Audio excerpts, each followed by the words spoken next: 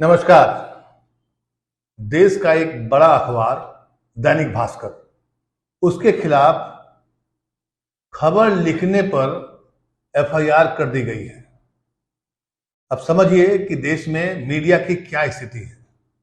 दैनिक भास्कर पर चार धाम की यात्रा पर एक रिपोर्ट छापी और उस रिपोर्ट से उत्तराखंड सरकार इतनी तिलमिला गई कि अखबार पर ही केस कर दिया और कहा कि वो भ्रामक खबर न फैलाए। मतलब खबर अगर सच है तो सरकार को, उत्तराखंड सरकार को लगता है कि ये भ्रामक है।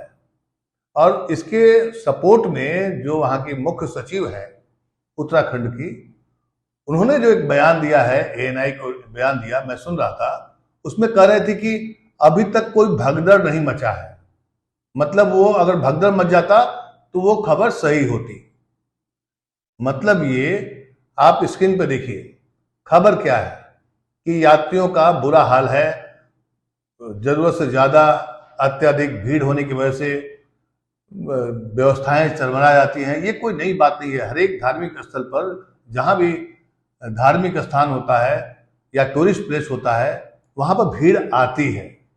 भीड़ आती है तो भीड़ में क्या क्या परेशानी हुई, यही काम है बताना अखबार का। और अखबार खबर छापे तो प्रशासन को, सरकार को मिर्ची लगती है। लेकिन ये खबर इसलिए इंपॉर्टेंट है बताना देश को कि मीडिया की क्या हालत बना दी है आज की तारीख में सरकारों ने।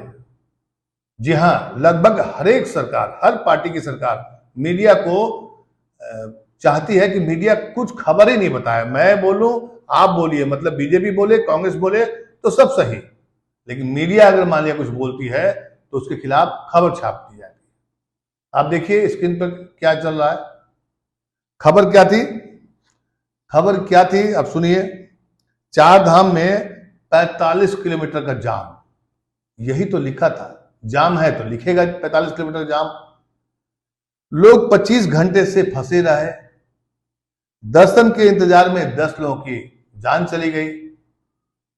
अब ये खबर बताना, इस खबर के बताने से शायद देश के बाकी हिस्सों से जो तीर्थयात्री, चार धाम यात्री आना चाह रहे होंगे तो शायद संभलेंगे। खबर आएगी तभी तो संभलेंगे। कि खबर को दबा देंगे तो फिर यात्रियों को कैसे पता चलेगा। और अब जाकर प्रशासन को नींद टूटती है और ये कह रही है कि मैं सभी राज्यों के मुख्य सचिव को पत्र लिख रही हूं कि आप विज्ञापन देकर के, मतलब वहां प्रचार करिए कि बिना रजिस्ट्रेशन के मत आइए। तो ये सुध आपको पहले क्यों नहीं आई? ये सुध इसलिए आई आपको, ये जानकारी आपको इसलिए पता चला क्योंकि दैनिक भास्कर ने खबर छापी। अगर ये खबर नहीं छपती तो शायद प्रशासन जागता नहीं। लेकिन देश की मीडिया को लेकर के अक्सर सवाल उठता है कि मीडिया खबर नहीं दिखाती है। जो मीडिया खबर दिखाती है उसके खिलाफ एफआईआर हो जाता है। और ये बहुत ही दुखद घटना नहीं है, बल्कि शर्मनाक घटना है। और अफसोस इस बात का है कि देश का जो मुख्य धारा की जो मीडिया है, इलेक्ट्रॉनिक मीडिया, वो इस खबर को नहीं दिखाएगा, न दिखाता है। ट्विटर पर किसी पत्रकार ने इस खबर को शेयर किया तो मैंने सोचा कि देश के लोगों को भी पता चले कि चल क्या रहा है देश के मीडिया में। आप किसी पार्टी के पक्ष में खबर छापते हैं, ये तो बात समझ में आती है, लेकिन अगर खबर जनता के हित में कोई खबर छपे तो नहीं छाप सकते। उत्तराखंड के मुख्य सचिव का अगर आप एएनआई पर दिया गया भाषण सुनिए, उनका बाइट सुनिए, तो आपको लगेगा कि खबर तो छाप ही नहीं सकते आप। हर खबर उनके लिए भ्रामक बनेगी, क्योंकि जिसमें सच्चाई होगी वो भ्रामक होगी, अफवाह उनको लगेगा। और उत्तराखंड पुलिस ने जो क्या कहा है, जब उसको सुनिए। मैं स्क्रीन पर भी दे रहा हूं, लेकिन मैं आपको पढ़ के सुना रहा हूं। चार धाम यात्रा को लेकर भ्रामक खबर प्रकाशित करने पर एफआईआर दर्ज। दिनांक 15/5/2024 को दैनिक भास्कर समाचार पत्र में चार धाम यात्रा के संबंध में असत्य व भ्रामक खबर प्रकाशित करने पर संबंधित दैनिक भास्कर संवाददाता नई दिल्ली और जयपुर मनमीत के खिलाफ कोतवाली उत्तरकाशी में भारतीय दंड विधान की सुसंगत धाराओं में अफवाह व भ्रामकता फैलाने का अभियोग पंजीकृत किया गया है। इसे कहते हैं कि मीडिया को सेंसरशिप नहीं, खत्म कर दो मीडिया को, कोई खबर न दिखा पाए। भ्रामक और अफवाह बड़ा आसान शब्द है कहना प्रशासन के लिए, क्योंकि उनके पास तंत्र है, वो कुछ भी कह सकते हैं। मामले में अग्रिम विवेचनात्मक कार्यवाही जारी है, ये उत्तराखंड की सरकार की ओर से कहा गया है, जानकारी दी गई। पुलिस के अधिकारी जवानों द्वारा प्रशासन द्वारा दिन रात जी तोड़ मेहनत करते हुए भीड़ जाम की स्थिति को नियंत्रित किया जा रहा है, बिल्कुल किया जा रहा है, इसमें दो राय नहीं है। ये जो चार धाम की यात्रा होती है उसमें बिना प्रशासनिक पहल के, बिना प्रशासनिक सहायता से ये यात्रा सफल नहीं हो सकती है। इसमें किसने कहा कि प्रशासन इसमें जी तोड़ मेहनत नहीं कर रही है? रिपोर्टर ने तो सिर्फ ये बताया कि क्या हुआ था। 25 किलोमीटर का अगर लंबा जाम है, 10 लोगों की जान चली गई और भीड़ ज्यादा है, तो फिर इसमें अफवाह कहां से हो गई? और कहते हैं इसमें यात्रा व्यवस्थाओं को लगातार सुचारू बनाया जा रहा है। श्री गंगोत्री व यमुनोत्री धाम पर यात्रा सुचारू रूप से चल रही है।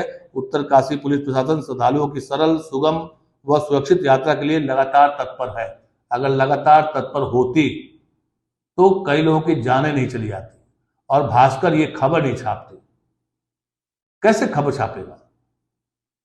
दैनिक भास्कर कोई सोशल मीडिया का कोई अकाउंट तो नहीं है ना कि आया और आपने कुछ भी ट्वीट कर दिया। सोशल मीडिया में क्या है, कुछ भी लिखिए, कोई देखने वाला नहीं है। एक अखबार का रिपोर्टर या उसका संपादक अगर कुछ लिखता है, बहुत सोच समझ करके पूरी विवेचना के साथ लिखता है, जैसे पुलिस विवेचना करती है। हम लोग भी पत्रकारिता किए हैं और हम लोगों ने भी उसी जिम्मेदारी के साथ, उसी जी तोड़ मेहनत से, जिस तरह से प्रशासन जी तोड़ मेहनत करता है, फर्क इतना है कि आपके पास एक तंत्र है, हमारा एक अपना सिस्टम है। उसी के तहत हर रिपोर्टर, हर पत्रकार, हर संपादक खबरों को परोसता है, रखता है। अगर पूरी तरह से गलत खबर है तब तो वो पत्रकार कहलाएगा ही नहीं। पत्रकार का मतलब या पत्रकारिता का मतलब किसी पार्टी का समर्थन करना, किसी सरकार के कामकाज को बताना, ये पत्रकारिता नहीं है। सरकार के पास पीआर डिपार्टमेंट है, वो विज्ञापन छाप करके अपने कामकाज को बता देती है। पत्रकार का काम है सच दिखाना, जो आपने काम किया और जो छूट गया, ताकि आप उसको अगले दिन पूरा करें। जैसा कि आज उत्तराखंड सरकार जगी है और वहां की मुख्य सचिव लगातार मीडिया में बयान दे रही है। बयान देना तो ठीक है, लेकिन उनके पूरे बयान को सुनिए, ऐसा लग रहा है कि सब कुछ प्रशासन कर रहा है, मीडिया तो कहीं है ही नहीं, मीडिया को रोल है ही नहीं। और उसी मीडिया को बुला करके आप इंटरव्यू दे रही हैं। मतलब आपकी बात सुने, आपकी बात कहे तो ठीक है, भ्रामक नहीं है, अफवाह नहीं है। लेकिन अगर मान लिया ऑन द स्पॉट जाकर कोई रिपोर्टिंग कर रहा है तो वो आपके लिए गलत है। यही अगर इस तरह के खबरों को सेंसरशिप नहीं करते हैं, इसको खत्म करने का एक अभियान है।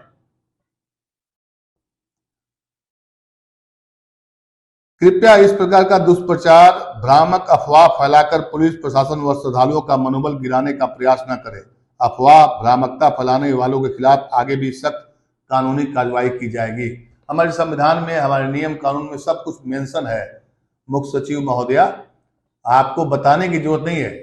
जो व्यक्ति भी संविधान या कानून के खिलाफ जा करके गलत काम करेगा, उसके खिलाफ सख्त कार्रवाई की जाती है। लेकिन मीडिया के कामकाज को पूरी तरह से खारिज कर देना और उसकी रिपोर्ट को भ्रामक बताना या अफवाह बता देना, ये सही नहीं है। और मैं देश के लोगों के साथ में ये खबर इसलिए साझा कर रहा हूं क्योंकि ये खबर है, छोटी सी खबर है, लेकिन इसका इम्पैक्ट बड़ा होगा। आने वाले दिनों में अगर मीडिया पर इस तरह से सरकारों का अंकुश लगना शुरू हो गया, थोड़ा बहुत तो लग ही गया है, तो फिर इसका नुकसान किसको होगा? जनता को होगा, आम जनता को होगा। क्योंकि उसकी खबरें, उसकी बातें सरकार तक नहीं पहुंच पाएगी। तंत्र जो कहेगा सरकार उसको मानेगी। विधायिका जो है कार्यपालिका पर डिपेंड रहेगी, कार्यपालिका विधायिका पर डिपेंड रहेगी, तो फिर इसमें जो लोकतंत्र में जो लोक है, व्यक्ति, आम जनता, वो गायब दिखाई पड़ेगा। और अभी भी वही हो रहा है, थोड़ा बहुत हो रहा है, लेकिन अभी भी हम ये नहीं कह सकते हैं कि मीडिया खत्म हो गया है। मीडिया चरण चंबुक बना हुआ है कुछ लोगों के लिए। कोई बीजेपी को सपोर्ट कर रहा है, कोई कांग्रेस को सपोर्ट कर रहा है, कोई आम आदमी पार्टी को सपोर्ट कर रहा है, कोई बाकी पॉलिटिकल पार्टी को सपोर्ट कर रहा है। ये आरोप लगाना बड़ा आसान है, ये थोड़ा बहुत सही हो सकता है, लेकिन पूरी मीडिया बिरादरी पर सवाल खड़ा करना और उसको अफवाह बताना, उसको भ्रामक खबर छापने वाला बताना और एक बड़े अखबार ग्रुप को, बड़े अखबार के रिपोर्टर पर ये केस करना, ये सही नहीं है। मीडिया की स्वतंत्रता को लेकर के अक्सर न्यायपालिका भी कई बार सवाल उठाई है। आपको याद होगा अभी न्यूज क्लिक के प्रवीर पुरकायस्थ जो हैं, कल ही सुप्रीम कोर्ट ने कहा, उनको जब बेल मिली तो क्या कहा कि उनकी गिरफ्तारी ही गलत है। गिरफ्तारी करने का जो मेथड था दिल्ली पुलिस का, वही गलत था। सोचिए केस में क्या दम होगा। और उन पर क्या आरोप था? प्रशासन ने क्या आरोप लगाया था कि वो चीन से फंडिंग लेते हैं। काफी दिन जेल में रहे। चलिए, परेशानी तो होती है, कहते हैं कि देर होगा लेकिन न्याय होगा, न्याय होता है। उत्तराखंड सरकार की इस जो तुगलकी फरमान है, उस पर मैंने आपको बताई पूरे डिटेल। और आप समझिए कि 4 धाम यात्रा में आपके परिजन भी गए होंगे। अगर खबरें आपके पास नहीं मिलेगी, सिर्फ प्रशासन बताएगा, तो वो तो सिर्फ अपनी बात बताएगा ना। यात्रियों के साथ क्या हो रहा है या वहां क्या अद्यतन स्थिति है, लेटेस्ट स्थिति क्या है, यही काम तो मीडिया करती है। और प्रशासन को अब जाकर के समझ में आया कि रील बनाना गलत है और मंदिर परिसर के 200 मीटर के आसपास अब मोबाइल वर्जित कर दिया गया है। ये सब कैसे हुआ? ये सब मीडिया में खबर छपने पर, खबर दिखाए जाने पर, भीड़ का वो जो दृश्य दिखता है, जब अखबार खबर छापता है, तभी देश को पता चलता है कि यहाँ पर ये हो रहा है। तब प्रशासन और सजग होता है। उत्तराखंड सरकार और प्रशासन की सजगता तो है, जीतोड़ मेहनत भी करते हैं, इसमें भी दो राय नहीं है। क्योंकि 4 धाम की यात्रा बहुत सहज नहीं है किसी यात्री के लिए। अगर प्रशासन सहयोग ना करे, इंतजाम ना करे, तो शायद ये यात्रा सफल उतने तरीके से नहीं हो पाएगी। लेकिन सवाल इन सब के अलग है। आप किसी को खारिज नहीं कर सकते हैं, सत्य को आप अफवाह नहीं बता सकते हैं। कोई भी खबर को जो आपके खिलाफ जाता हुआ दिखाई पड़े, उसको भ्रामक कह देना, ये कोई समस्या का समाधान नहीं है। नमस्कार।